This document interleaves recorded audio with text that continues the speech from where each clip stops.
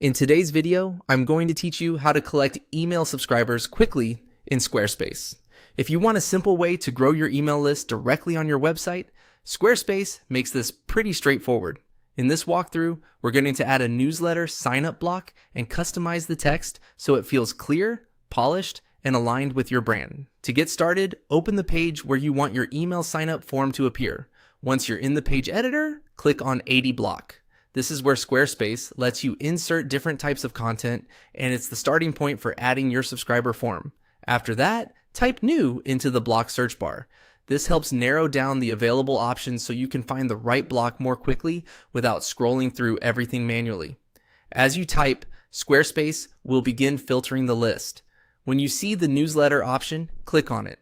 This will place a newsletter sign-up block onto your page.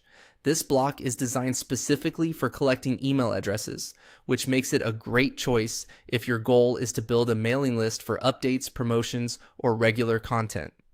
Once the block has been added, click the pencil icon to edit it. This opens the settings panel where you can customize the content your visitors will see. Taking a moment to refine this text can make a big difference in whether people decide to subscribe. Start by editing the title. Your title should quickly tell visitors what they're signing up for. Keep it short, specific, and benefit focused so people immediately understand the value of joining your list. Next, edit the description. This is where you can give a little more context.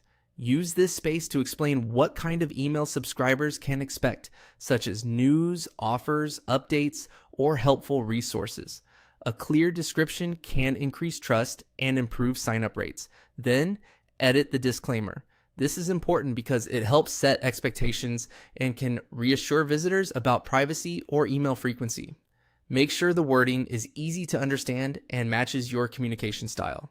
After that, edit the button text.